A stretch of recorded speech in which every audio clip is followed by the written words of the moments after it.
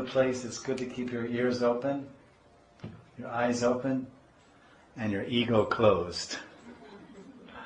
Don't measure, don't weigh, don't pass judgment.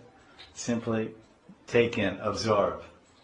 As they say in some hip literature of the 70s, grok. You should grok your environment, G-R-O-K, grok. Absorb it. And later think about it, hear about it, inquire about it, try to understand what it all means.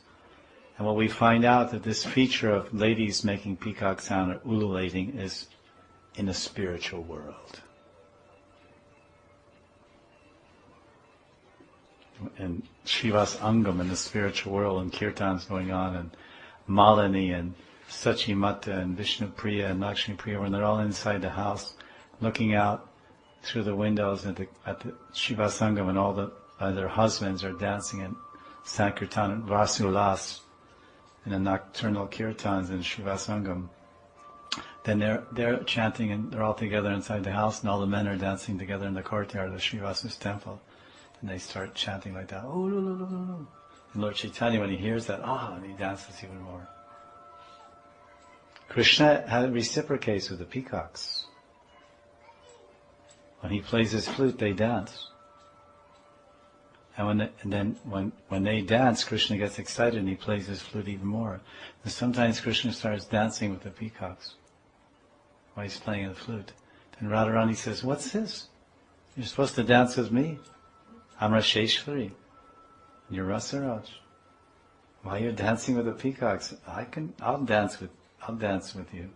So then they start dancing like peacocks. And the peacocks are dancing around them, and Radha and Krishna are in the center dancing like peacocks.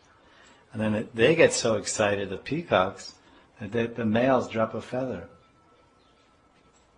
So when Krishna is dancing with Radharani like a peacock, there's more lila, more Nach lila. Then the peacocks get excited and they throw a feather. Then Krishna, he says, "Oh, you're offering this to me? Patram pushpam palam toyam yome bhakti prayachati."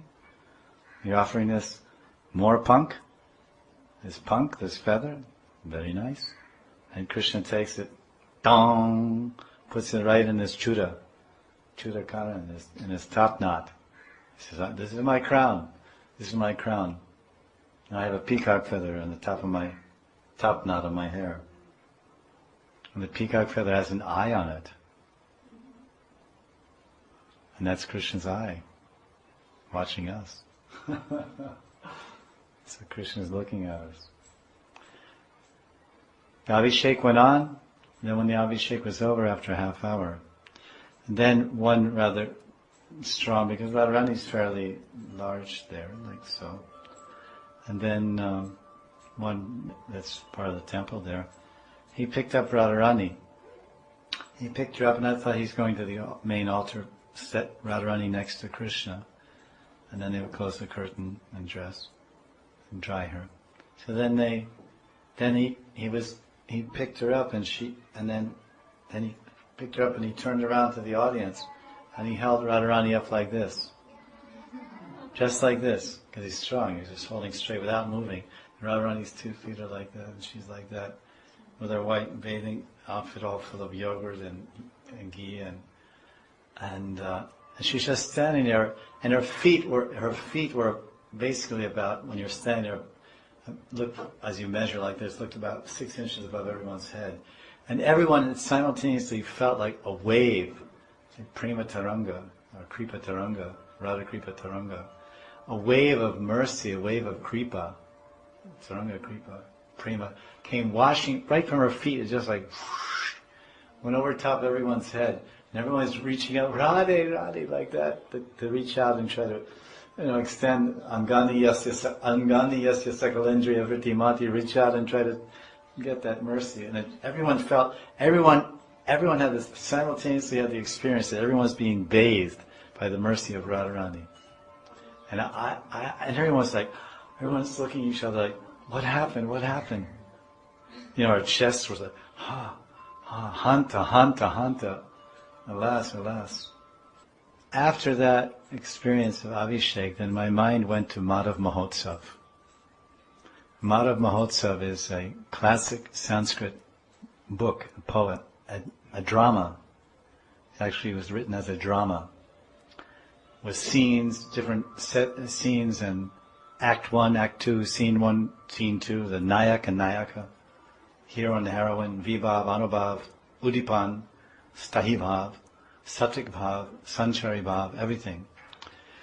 Madhav Mahotsav. This is the book that Sri Jiva Goswami Pad, he wrote under the inspiration of Rupa Goswami. This pastime is mentioned in the Kartik Mahatmyam of Padma Puran, and also in Brihad Uttara, whatever it is, Uttara Upanishad, whatever, in several places, this coronation of Radharani.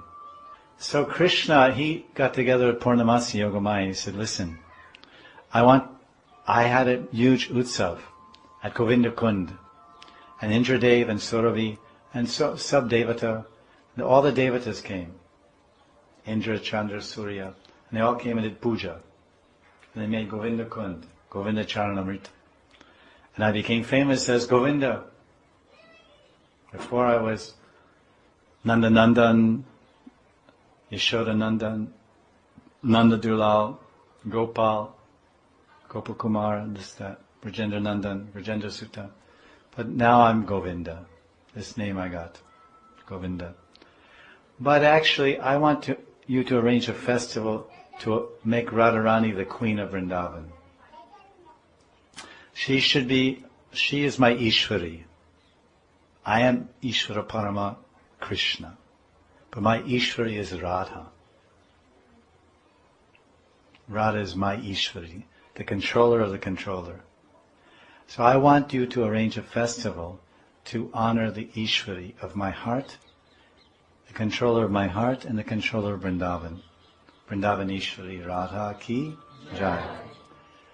But you have to, because Radharani is Lajeshwari, she's Laja, she's very shy and modest. So you have to hide this festival with a different name. Rather than calling it Raja Abhishek Utsav, call it Sri Madhav Utsav. Madhav.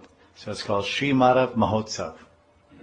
It's named after Krishna, but it's all about Radharani. Other Krishnas there, taking part, active part.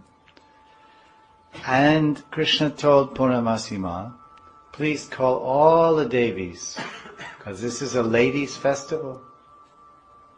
So all the Shaktis should come. Uma should come, and Shachi should come, Arundhati should come. All the great female personalities should come and Abhishek, or Radharani. So this was performed near Chata, in a village called Umrao. Umrao. Umrao means queen. The word Umrao means queen. So this festival, Utsav, was performed in Magh Mas, Magh Purnima. In cold time, January, February, Magh Purnima. And it was held there. And it's very beautifully and sweetly described in Sri Madhav Mahotsav. And we published that book in English. And after seeing this Abhishek of Radharani today and having such an incredible experience, and Krishna blessed us because we didn't have a firm plan to go there exactly. So then we thought, I want to hear more about Abhishek, Radharani's Abhishek. Because in this Madhav Mahotsav, there's 9 different Abhisheks. Radharani is bathed 9 different times. It's a whole book. It's like 90-page book about a bath. A 90-page book about an Abhishek. Establishing the pots. And so I'm going to read some of those different bathings.